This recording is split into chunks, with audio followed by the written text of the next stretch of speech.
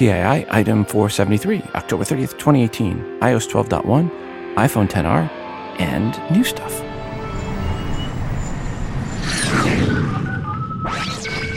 Welcome to Today in iPhone. I like it a lot. Today in iPhone. Hey, caller! Oh, yeah. My beautiful iPhone, which I never have out of my hand and that I do everything with and has become an extension of who I am. Today's episode is brought to you by Eero. To get $100 off the Eero base unit and 2 beacons package and 1 year Eero Plus, please visit Eero.com/TII and at checkout enter promo code TII. Welcome to the show. I'm your host, Rob, and you are listening to the Today in iOS podcast. First up, I want to thank Jeff for sending in the music here in the background. Jeff wrote, "Hi Rob, I made this song, Best Dressed, using Garageband app on my iPhone. For free downloads and more music, follow me at JeffJ6 on Twitter. Regards, Jeff J." Well, thank you, Jeff, for the music. And folks, I'll put the full song at the end of the episode. Also want to thank Rich for sending in the artwork for today's show. Rich wrote the following. "Hi Rob, I hope all is well with you. Last year I sent you a picture of me in front of my local Apple store in Boston. This year I'm traveling with family in Italy, so here's a picture of me in front of the Apple store in Florence. I use the Over app to add the text and graphics on my iPhone X. I continue to love the show and appreciate the attention you give to users with disabilities. Keep up the amazing work. Best regards, Rich." Well, thanks, Rich, for sending this in, and congratulations on the world champion Boston Red Sox. Folks, you can see this artwork in the free TI app via the bonus button for episode 473, or at Instagram.com/TodayInIOS, and also at Facebook.com/TodayInIOS. If you have some artwork and/or music you have created on an iOS device that you would like to share with the audience, please email to me at todayinios@gmail.com. Please make sure to include which app or apps you use to create said artwork and/or music. First, a quick heads up on this episode. I am recording in 2 parts, the first half or more on the 29th of October, and the rest on the 30th or 31st of October. I am traveling to LA for a quick day trip on the 30th, and I wanted to get the first part of the show done before Apple's October 30th event. The latter part of the show will be recorded after the Apple event. So just want to put that out as you are listening. It will be after the Apple event, but most will have been recorded before the Apple event. Okay, let's go back to October 15th, and Apple released iOS 12.1 Beta 4 to devs. And the biggest change was cheese. Well, cream cheese to be more accurate, as in Apple added some cream cheese to their bagel emoji. And it looks like the only other thing on that bagel were bug fixes and optimizations. And a week later, Apple then released iOS 12.1 Beta 5 to devs. And what changed? No, really. What changed? As I can't find anyone that can say there was any changes beyond bug fixes and optimizations. And it looks like it may be Apple is ready to release 12.1, which would make sense, with the 30th being when Apple has their Keynote event. More on that later. And well, Apple actually has confirmed, or is confirming, or had confirmed, that iOS 12.1 has been released on Tuesday the 30th. So, should you upgrade right away? As always, no, nope, nada, no way. Wait, give it a week or 2 before you upgrade. And by not upgrading right away, here are some of the highlights on what you will be missing out on. 1. Group FaceTime. 2. Slowdown speeds for the upgrade. 3. Dual SIM support for iPhone XS, XS Max, and XR. 4. Long registration and update times during the upgrade. 5. 70 new emojis, including a bagel with cream cheese. 6. Unknown bugs that quickly would be overblown and called linkish, bait, gate, or something similar. 7. Depth control in the camera. 8. The satisfaction of telling your friends you updated first, only for one of them to say they were a beta tester. Per the things that Apple is highlighting or focusing on for iOS 12.1, Group FaceTime brings automatic detection of active speakers, ringless notification. Sorry, Apple, you got to put a ring on it. Message integration, and private, as in all FaceTime conversations, both one-on-one and multi-person, are encrypted end-to-end, so only those in the conversations can see what is going on. Apple touts the 70 new emojis beyond just the bagel and cream cheese, that there are these food emojis. There's a cupcake, a leafy green, salt, mango, lobster, and kangaroo. Hey, don't kick that last one. Kangaroo meat is low in fat, has virtually no saturated fat, and it has twice as much vitamin B12 than other red meats. Besides, it was between that and the llama for that last spot in the food category, which, by the way, I'm told llama meat is akin to a succulent cut of beef, but with just a hint of sweetness. I mentioned leafy greens and mangoes, right? Okay. That went way off the rails. Back to what Apple highlighted for iOS 12. There is depth control in the camera where Apple says, quote, advanced depth segmentation in portrait mode enables more sophisticated portraits with professional level bokeh. With iOS 12.1, users can now dynamically adjust the depth of field in real-time preview, in addition to post-capture, enabling more control to create portraits with a beautiful background blur. Portrait mode with depth control is also available on the True Depth camera for selfies, unquote. And finally, Apple highlights dual SIM feature now is available for all 2018 iPhone Xs. And yes, that does include the iPhone XR. For dual SIMs, there is the physical SIM, and then there's the digital eSIM. That means you can have two different carriers and two different phone numbers on your phone. One for logging into Ashley Madison and one for work. One for home and one for work. Did I mention that FaceTime conversations were completely private now? The dude married to the very tall and beautiful cousin in Crazy Rich Asians could have so used that. And by the way, how exactly did he become the victim there? Oh, don't get me started. Okay. Back to iOS 12.1.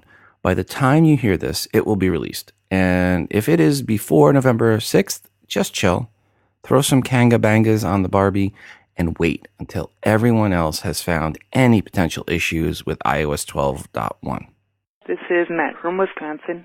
I probably didn't explain myself very well in the message I left before. The bug that my brother experienced occurred in the final release of 12.01. Again, the Gold Master. He is not a confirmed beta tester.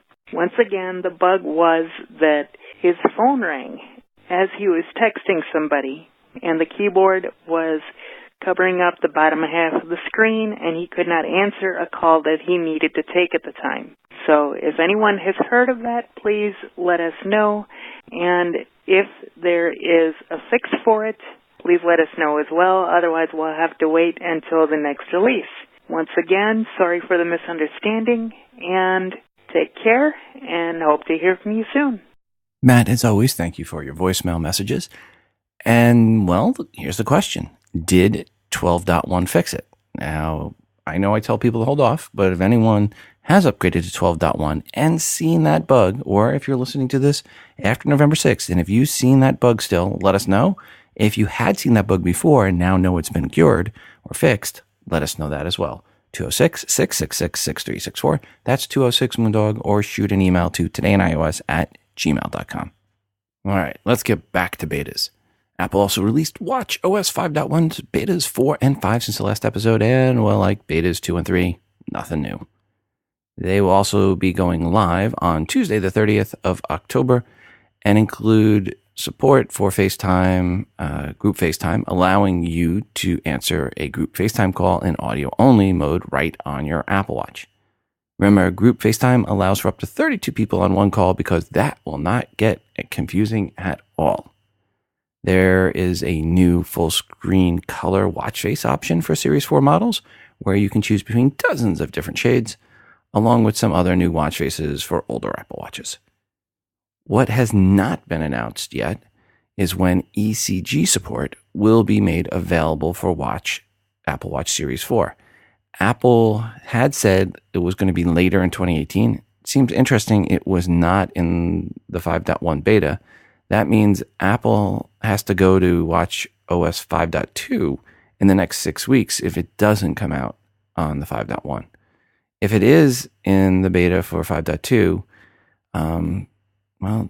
which should be available later this week, we'll definitely talk about it on the next episode, because to me, of all the updates announced this fall, ECG on the Apple Series 4 watch was the one I was the most excited about, and I'm looking forward the most to seeing it enabled.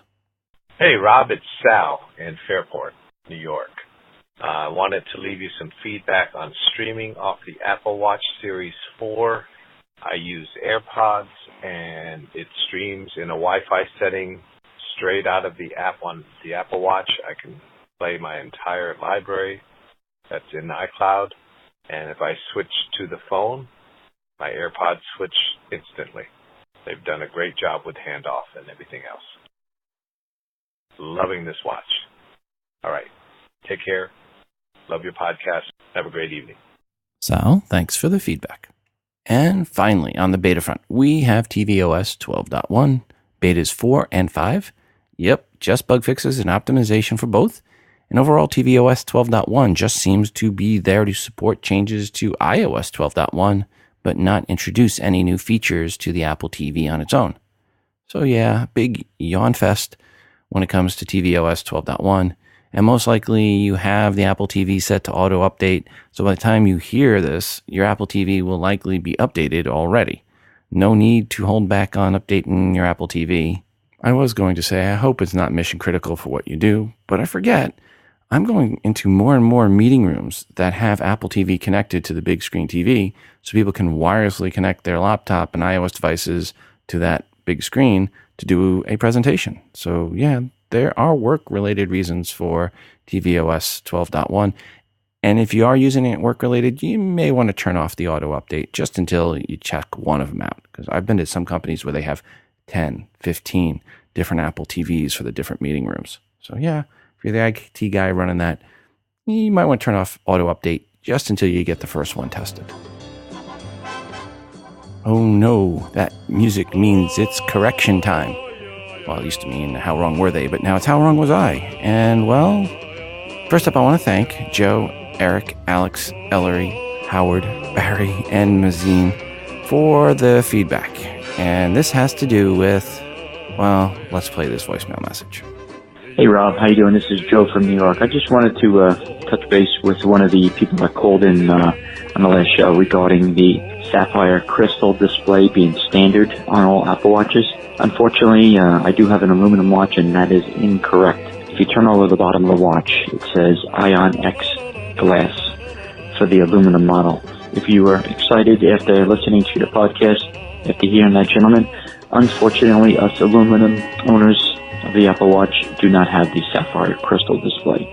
And now, would it kill Apple to throw that in there for another, $1? Thank you. Just wanted to give you a heads up.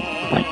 So the issue with the listener is that he mistook the sapphire crystal, which is on the back and against your wrist, for the front of the watch, the part you look at. Going back and re-listening, he even said the crystal on the front, so my bad on that one. I should have caught that mistake. I was thinking back crystal, and in reality, the back crystal did not change from the aluminum from Series 3 to Series 4. Both were sapphire, and the front of the aluminum remains iron glass. So really double bad on that for me. Sorry for any confusion there, folks. And thanks to all that sent in feedback on that one. Into the email bag we go. Hi, Rob. Take a look at the link below, which includes collation of many Siri shortcuts. It's at routinehub.co.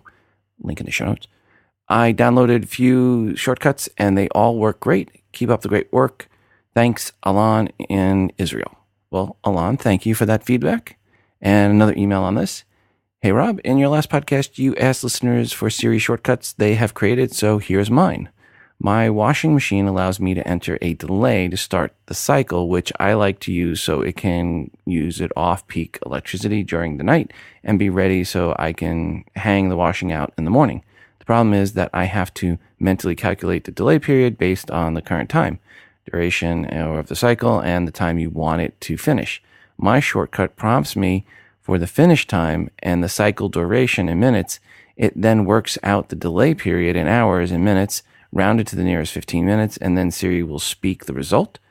I was actually thinking of writing a simple app to do the same thing, but now there's no need. Regards, David from Melbourne, Australia. Well, thank you, David. I was at NAB in New York the week of October 15th. When I traveled to New York for business, I stayed at my parents' house on Long Island, and wow, did I forget how bad their Wi-Fi coverage is. It does not come close to covering the whole house, and in most of the house where you do connect it, it is so slow. Right now, my dad cannot even get his iPad to work in his bed, up in his bedroom. They need a major Wi-Fi upgrade, and that is where today's sponsor, Eero, comes to the rescue. For Christmas, I am getting them the Eero base unit plus the 2 beacons, which will bathe my parents' entire house in Wi-Fi bliss. Eero, E-E-R-O, makes a Wi-Fi mesh network for your home. And as I mentioned on previous episodes, Eero offers you the fastest Wi-Fi I have ever tested. This is the second generation Eero unit, which added a third 5 gigahertz radio, and it is a mesh network just like at office buildings, but now for your home. You only need to hardwire connect the base station unit. The beacons you just plug into any wall outlet and even have a nightlight. Never think about Wi-Fi again. To get $100 off the Eero base unit and 2 beacons package and 1 year of Eero Plus, visit eero.com/TII and at checkout, enter promo code TII. With Eero Plus, you get total network protection with the ability to block malicious and unwanted content across your entire network. You get advanced security, content blocking, and ad blocking. The base station unit sits flat and you power it with their USB-C connector. It is very nice, very Apple-esque with white design. It also has a new thread radio for lower power devices like my Ring doorbell, or in this case, my parents' Ring doorbell, or other Wi-Fi enabled IoT devices. Again, to get $100 off the Eero base unit and 2 beacons package and 1 year of Eero Plus, please visit eero.com/TII and at checkout, enter promo code TII. I said before, this is the best Wi-Fi I've ever tested or heard of. Thanks, Eero, for unleashing the wireless power of all my Apple products and for allowing me to check off my parents' Christmas list just a little bit early. The iPhone XR reviews from those given early access are in, and here are what these 100% completely unbiased reviews have to say. Well, at least the last sentence or two from some of the key ones. From Mark Spoonhour at Tom's Guide, quote, iPhone XR has shockingly few trade-offs compared to the iPhone XS and iPhone XS Max, given that it costs $250 to $350 less. In fact, many may prefer the iPhone XR over Apple's pricier flagship for 2 reasons beyond the cheaper price. There's more color options and longer battery life. Overall, if you prefer iOS and want the best iPhone for the money, the iPhone XR is it, unquote. From the awesome John Gruber, quote, it sounds too good to be true, but the XR is almost as good as the XS models at a lower price. Dollar for dollar, the XR is almost certainly the best iPhone Apple has ever made, unquote.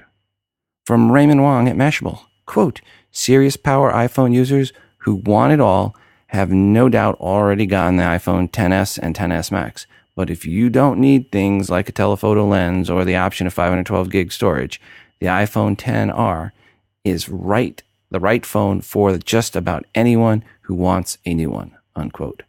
From Chris Valaco at Engadget, and I killed his name, sorry Chris, quote, for those people who haven't upgraded their iPhones in a while who want a taste of what Apple is capable of without spending $1,000 plus, the XR isn't just a great, cheaper iPhone, it is a great iPhone, period.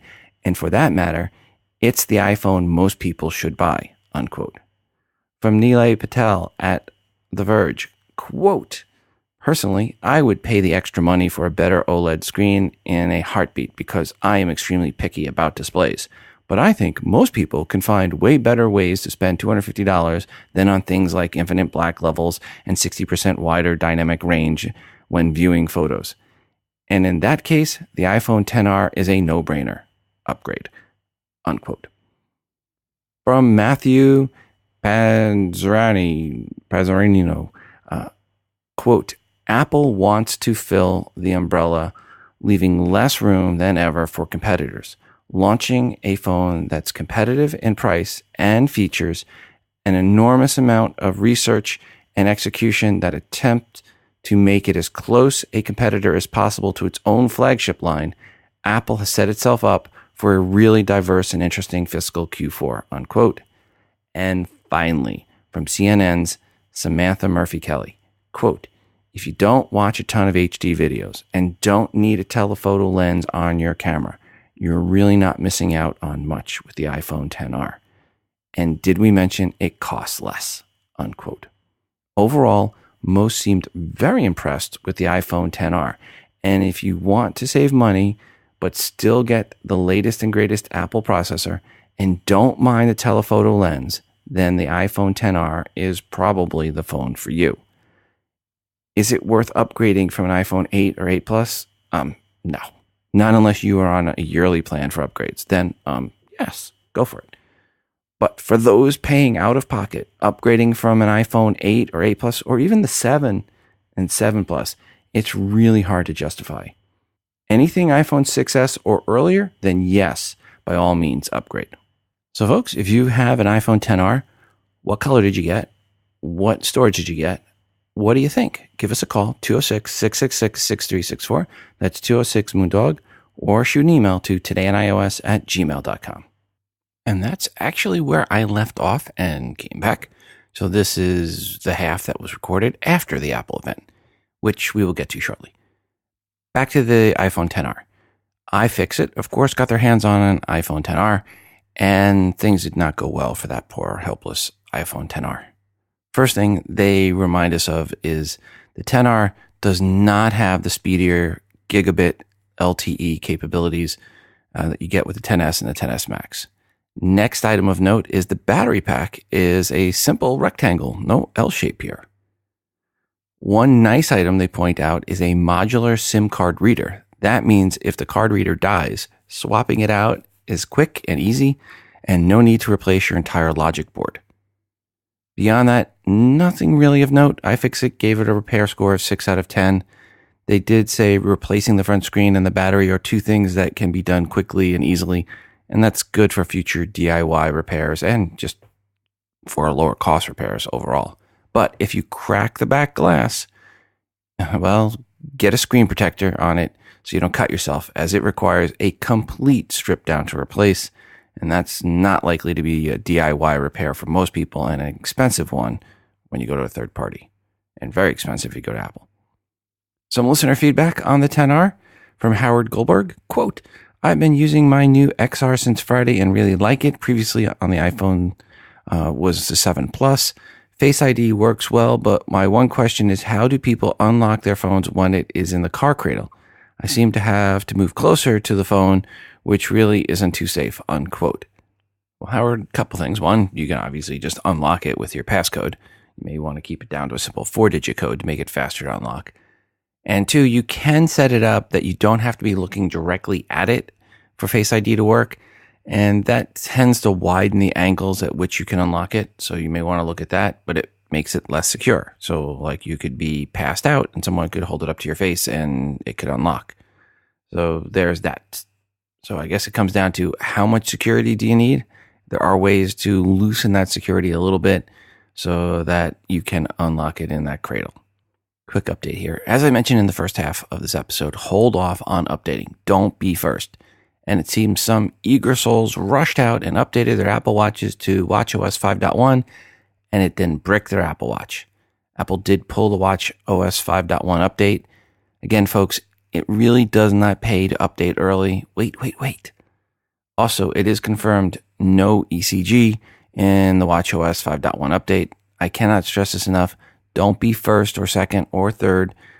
Always wait at least a week on these single dot updates. Let the fools rush in first. These are people that will then go to Reddit and complain loudly that their devices were bricked.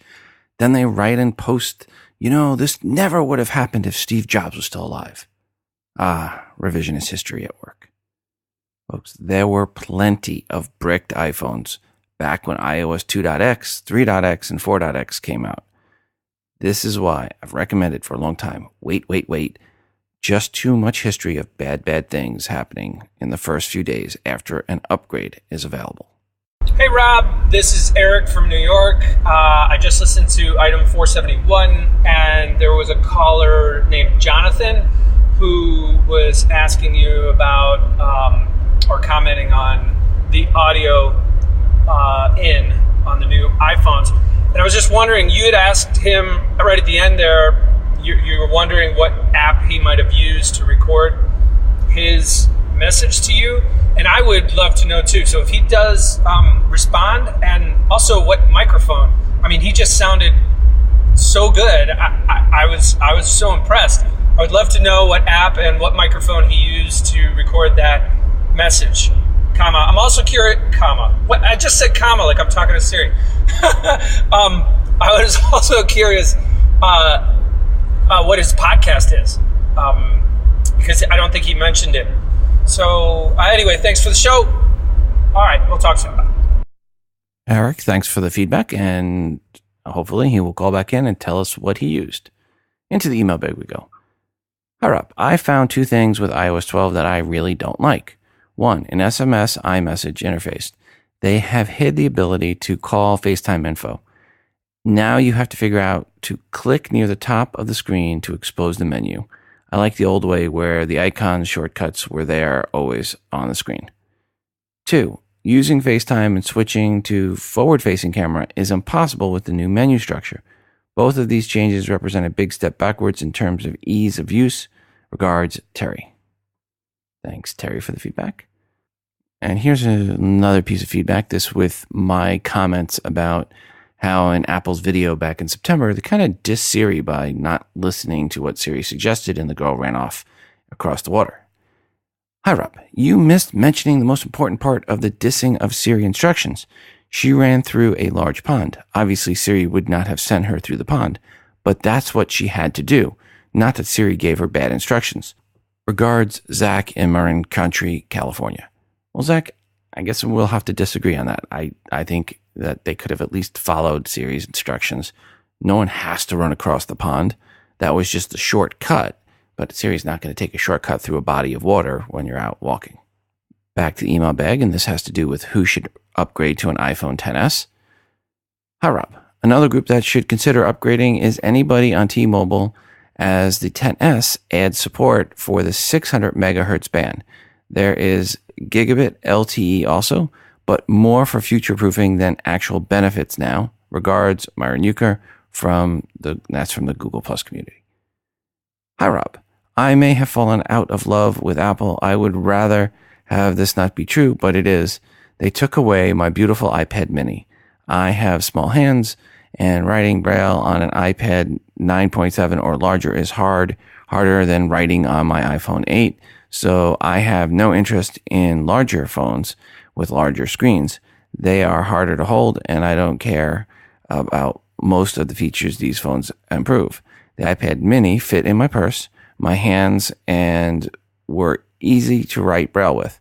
That said, I can always hope. Regards, Jan Brown. Hi, Jan. The iPad mini is actually still for sale. It is sporting an A8 processor, so it's a little behind the times. But the iPad mini 4th gen, it is still for sale. It starts at $399, and if you go to apple.com, you can still see it is up there for sale. Very long in the tooth. Would have been nice to have seen an upgrade to the iPad mini today, but it is still available. Here's some more feedback. How to do a forced restart reboot of your new iPhone without a home button. The shutdown button combo is similar to how you would force restart older iPhone models. So how did you do the hard reboot on the iPhone XS, XS Max, and XR? Well, it's the same process as on the iPhone X. Quickly press and release the volume up button, and then do the same for the volume down button. Next, press and hold the side button for about 10 seconds or until the display abruptly shuts off. Keep this side button pressed and only let go once your iPhone powers back on to its Apple boot screen. In list form, that is, press volume up button, press volume down button, press and hold side button for about 10 seconds, release side button when you see the Apple boot screen. After you successfully performed a hard reboot, your iPhone will boot up as normal and leave all your precious information intact. You can further troubleshoot your device from there and trace back your steps to check for what caused your device to malfunction, be a problematic app or a glitch within iOS itself that might necessitate an upgrade or software restore through iTunes. Hope this helps. Regards, Chris in London. Well, thank you, Chris. Hey, Rob. This is Justin from Pennsylvania. I'm calling to answer a question. The guy was wondering I can't remember the caller's name, but he was wondering what exactly was different in the XS and XS Max that allowed to change the bokeh effect. What's changed isn't so much what's changed with the cameras, although there is a bigger aperture on the cameras, I believe. I think that's the biggest change. The biggest change is the neural engine. I believe that is how the bokeh effect is affected. And that's how the XR is able to have an adjustable bokeh effect, even though it doesn't have both cameras. So, unfortunately, it is a hardware thing, and I do believe there are camera apps that simulate bokeh that you can adjust on your phone, but I'm not 100% sure on that. Unfortunately, for the Apple version, you need to have that new neural engine, which does those trillions more calculations. So I do believe that's the difference. Thank you very much, Rob. Have a great day. Bye. Justin, as always, thanks for the feedback. And finally, now we can get into, well, it's not finally, we'll have some stuff after this maybe, but now we can finally get into the Apple event from October 30th. And, well, what did Apple announce? There were a couple of new Macs, which we do not cover here. And on the iOS side, there was basically 4 things we can talk about. 2 new iPad Pros, the 2nd generation Apple Pencil, and a new Apple Smart Keyboard Folio. Let's start, obviously, with the iPad Pro. And good news here is the 12.9 inch is back, and it is smaller and lighter than before. This is now officially the 3rd generation iPad Pro 12.9 inch. And for the 2nd new iPad Pro, Apple did not stick with 10.5 inches, nor did they go back to 9.7 inches. Nope, to make sure I have something to say. Really, Apple? Really? They introduced a new 11-inch iPad Pro. If you are following along at home, the iPad Pro, Apple started out with 9.7 inches for the smaller one, then went to 10.5, and now they're at 11 inches. Again, for the smaller iPad Pro. I don't get that. Why not just go back to 9.7 inches? That device would have been smaller and had a real separation between the devices. Now you have 11 inches and 12.9 inches. The screen resolution for the 12.9 stays the same, 2732 by 2048. That's a 264 pixel per inch resolution. The 11 inch is 2388 by 1668 resolution, and that's 264 pixels per inch, which all iPad Pros to date have been 264 pixels per inch. So that means we went from 2048 by 1536 to 2024 by 1668 to 2388 by 1668. Evidently, someone at Apple was getting really jealous of all the different screen resolutions Android users get to pick from and decided to do something about it. Thanks, guys. Per the new iPads, as rumored, Apple killed off the home button and went as close to edge as you dare go with LCD and did not put a notch in it. I mean, they did not add ears to it. I'm glad of that, as it means not having to read countless blogs complaining about the notch on the iPad. All of this does mean on the 12.9-inch version, the outside dimensions got a little smaller, as in going from roughly 12 inches long to now 11 inches long and from 8.7 inches wide to 8.5 inches wide. Wait a second. The iPad Pro is now the same size as a piece of 8.5 by 11-inch paper? I hope that was purely by coincidence, guys, and not done on purpose. Way too corny. Apple decreased thickness from 6.9 millimeters thick to now just 5.9 millimeters thick. All this means it also got a little bit lighter, going from roughly 1.6 pounds to now a new svelte 1.4 pounds. The change of going to just 5.9 millimeters in width, or thickness, I should say, also means something else is missing. Yup, no more headphone jack. You just plug into the lightning port. Oh, wait, that's gone too. Yep, no more lightning port. That has been replaced by a USB-C port. Huh, you say? Well, it's not all bad news, as you can now connect your iPad Pro 12.7-inch 3rd gen or iPad Pro 11-inch directly to an Apple 5K monitor. You can also charge your iPhone up by connecting it to your iPad Pro, or so Apple mentioned, which will make it the most expensive battery pack on the market. Per Face ID, it works in both landscape and portrait orientation. Thank you, Apple. And sticking with the package, Apple did add better speakers. Well, you can see them sorta, so we'll call that outside. And the speakers have tweeters and subwoofer, or a woofer, I should say. And that means better bass, better sound. It's all about the bass, Anyway, sound is supposed to be noticeably better with the new iPad Pros from what everyone's saying, which is saying something because the previous gen iPad sound was pretty good. The screens, as expected, remains a Pro Motion screen, and you need to use the gestures that you use on the iPhone X series with the iPad Pro, as there is no home button to close things down. But with the added size of the device, it should be even easier to perform those gestures. Moving to the inside, there is an A12X CPU, which Apple claims is faster than 92% of all i7 PCs on the market. And that graphics performance is equivalent to that of the Xbox One S. Did we mention you can connect it directly to a 5K monitor? Now, let's talk about storage. There is the 64, nowhere close to enough gigabyte version. There is the 256, probably good enough for most gigabyte version. There is the 512, good enough for pretty much everyone else gigabyte version. And the 1 terabyte version, which is so crazy we don't even have a phrase to go in there. Which really, it just means you plan to keep it for a really long time, or you just like to burn money. The 11-inch version has all the features as the 12.7-inch version, just it costs less. Pricing for the 11-inch Wi-Fi only for the 64 not enough gigabyte version is $799, and additional 1.9 inches will set you back $200. So going from 11 to 12.9 is a $200 price adder.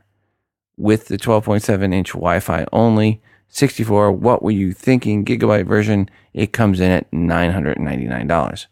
Pricing for the 12.7-inch version goes to $1149 for the 256 version, $1349 for the 512 gigabyte version, and $1749 for the 1 terabyte version.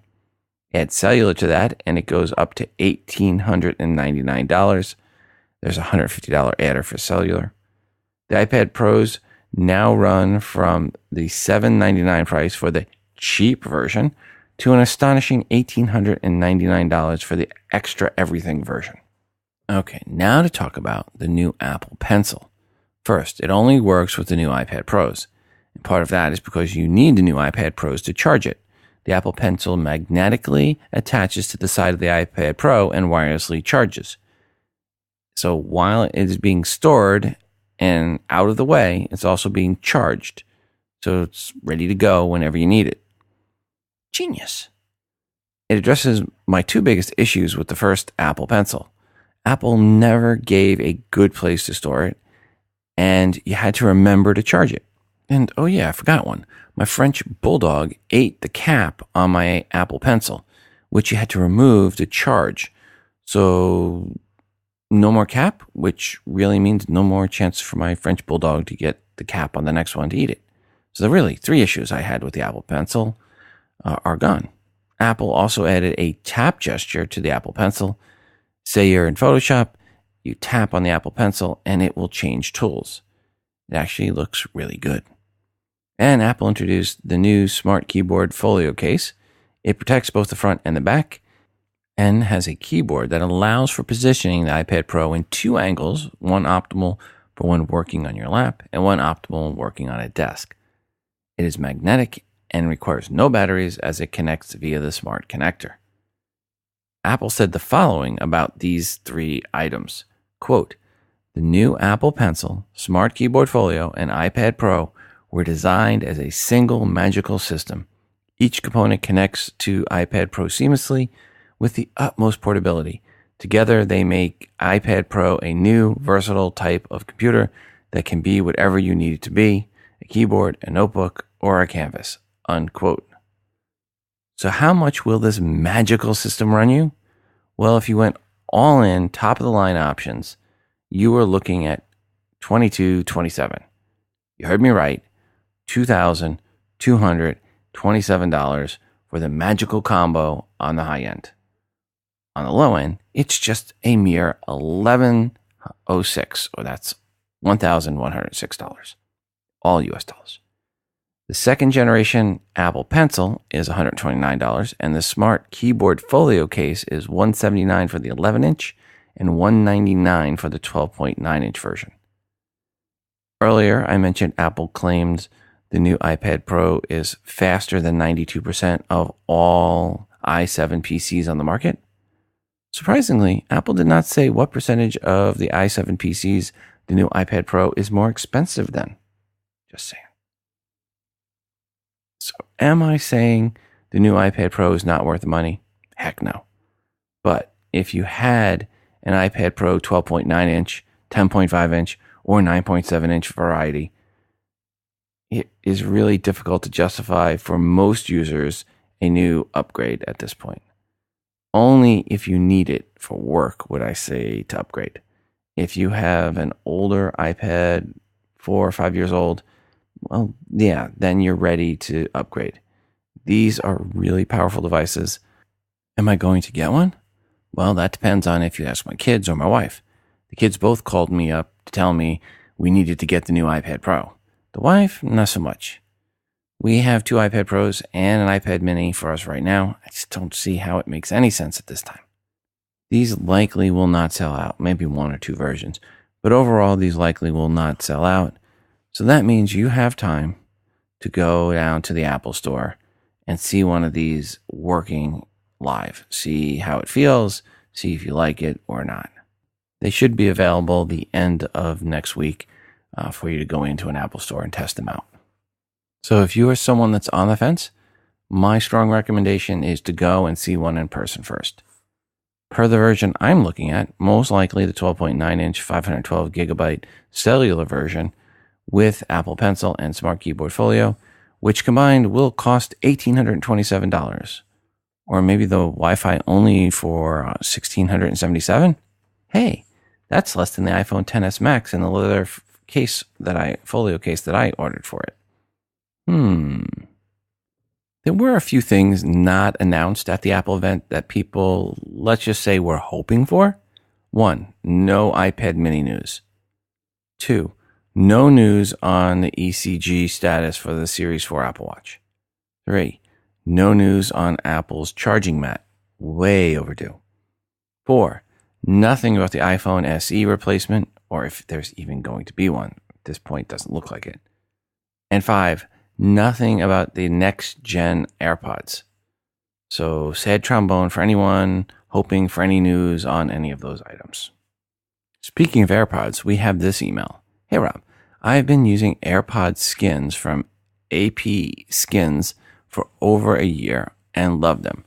They are stylized decals for your AirPods, see attached. I never liked the all-white look of the AirPods and learned of this company.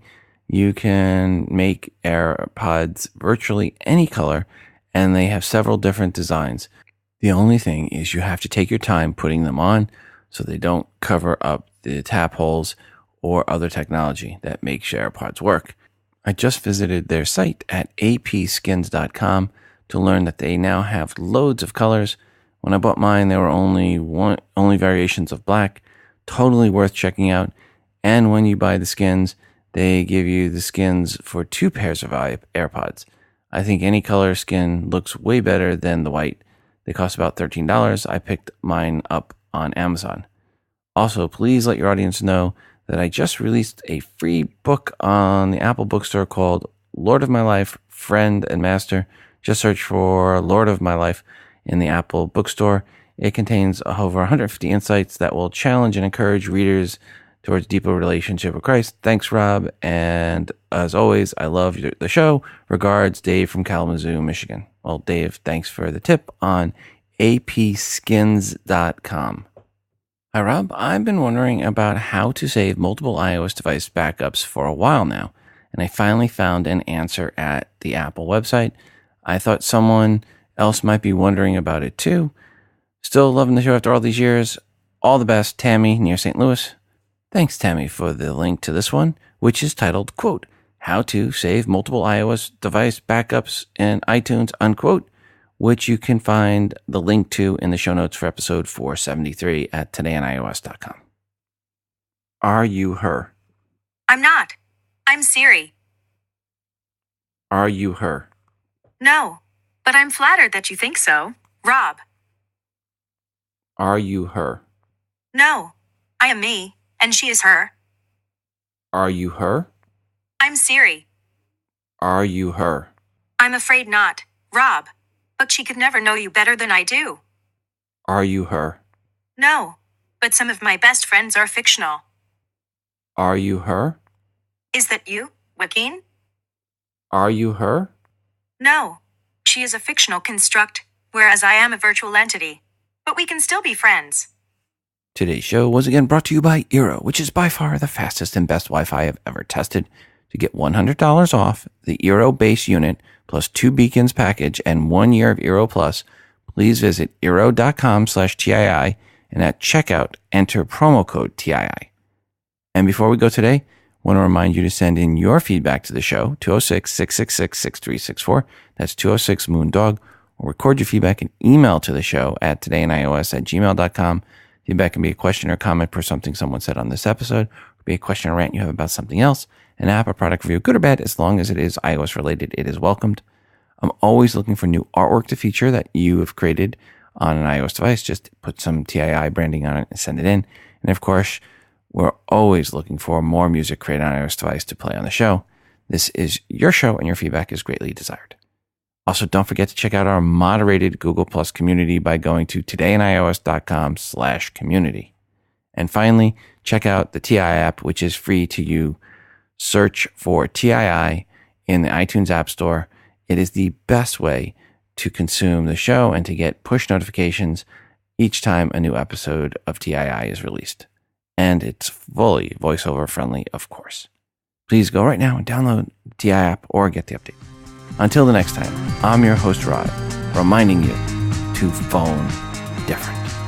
This show is hosted on Libsyn.com and part of the Wizard Media Network. If you are looking for hosting, go to Libsyn.com. That's Libsyn.com for hosting for your podcast and for creation of your own smartphone app. The Today in iOS podcast can also be found on the free Stitcher radio app. Just search for TII.